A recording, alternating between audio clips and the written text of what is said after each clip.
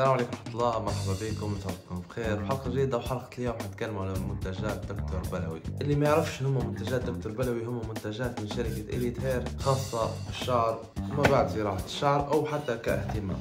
طبعا احنا عندنا زوز باكوات اليوم حنشرح عليه باكو هذا اللي فصله زوز لوشن شعر اللي هو مرطب شعر وفصله شامبو فوم. طبعا هذا الأول حيعطيهولك بعد الزراعة، حيعطيهولك مش انت تقدر تغسل بيه كل يوم شعرك. عبارة عن لوشن تحطه على المنطقة المزروعة والمانحة، مش يزيد يرطب لك المناطق، وتغسله بشامبو فوم مش متأثرش على البصيلات لما انت زرعتها. خلينا نفتح الباكو هذا نشوف شو فيه.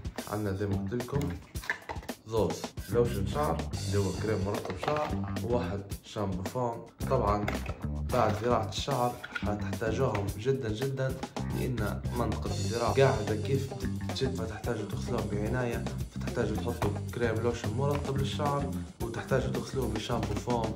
أكيد مش متضرش اللي زرعته ودرته معهم في الزراعة. هذا كان شرح خفيف البوكس الأول. أما البوكس الثاني بوكس منتجات دكتور بلوي.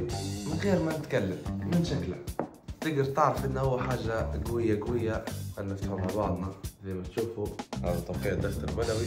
حنشرح لكم عليه محتويات البوكس. طبعا خلينا نديروا زي تو باش نقدر نشرح. طبعا نقدروا نشوفوا مكونات البوكس. هذا يتكون من 3 علب فيتامينات، 3 سيروم، 4 شامبو طبيعي، وعندك 6 ميزوثيرابي، واكيد ما ننسوش الديرمارول.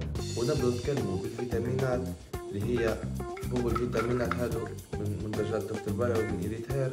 هادو فيتامينات كيراتين وبايوتين وغيرها من الفيتامينات المهمة للشعر. الشيشة الوحدة هذه فيها 60 حبة، فلو بتاخد حبة كل يوم حتسدك شهرين.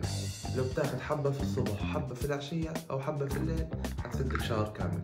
طبعا كلكم كنتوا تشوفوا كيف أنا كنت في الزراعة، فمش كحبوب بس. البوكس هذا كله حتى لو أنت كنت تبي تحافظ بس على شعرك ننصحك بالبوكس هذا، لأن حتى كعناية بالشعر فقط مهم جدا وحيساعدك هلبة في الحفاظ على شعرك. يعني كان هم 3 تاخد حبة في اليوم حيسدوك 6 شهور، وكانت تاخد حبتين في اليوم حيسدوك 3 شهور.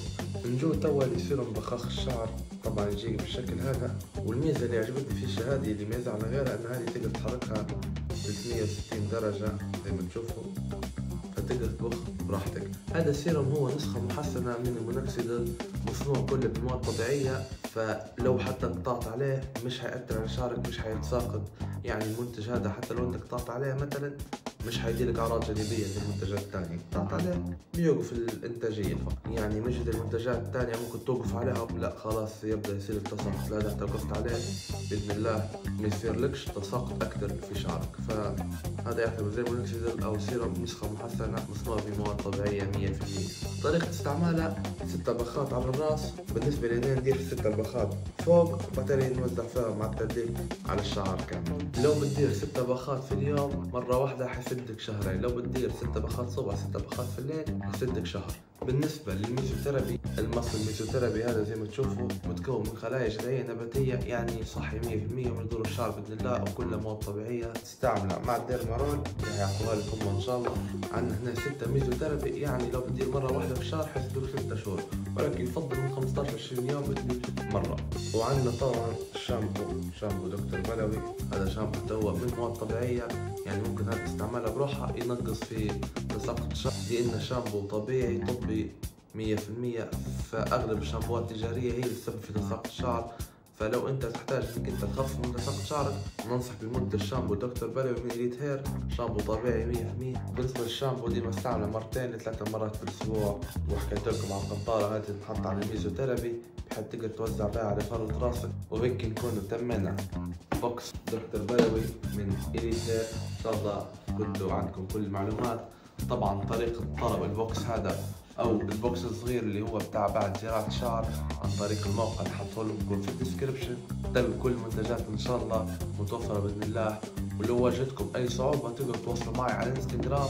حنحط لكم الانستغرام بتاعي وتقولوا لي انكم تبوا تطلبوا منتجات دكتور بلوي من إليت هير، وانا حنساعدكم ان شاء الله ونتواصل معهم. مش حتى لو ما فيش تصريف في ليبيا نحاول نوفرها لكم باذن الله. ومهم جدا مهم جدا قبل الاستعمال ديما تطهروا ايديكم، تعقموا القطارة وتعقموا ايضا ديرمارول قبل كل استعمال، وتغسل يديك كويس او تعقمهم او حتى تلبس قفازات جوانتيات، لان فروة الراس ديما حساسة وتنقل فيروسات، فمش تحافظ على روحك ومتلقاش روحك في التهابات وكذا. ديما التعقيم رقم 1. وصلنا معكم النهاية، كان معكم ايوب النايبر. لو طبعا عجبتكم الحلقة، انا مدير زراعة ماركة ريتهير، احنا حاليا واصلين لنتيجة 30%.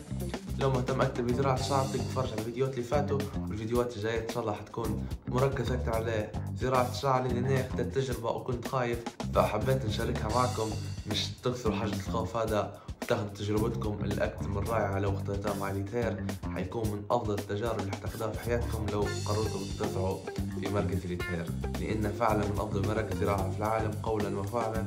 وحنحاولوا طبعا كده في الفيديوهات الجاية ندخلوا معنا شوية خدع، ممكن مقابلة مع شخص، ممكن عليكم خدعة زي الفيديو اللي فات، زي واحد من الفيديوهات اللي فات.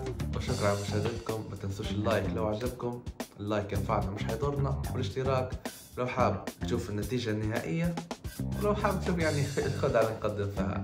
كان معكم ايوب النايبر، نتلاقوا في الفيديو الجاي. سلام.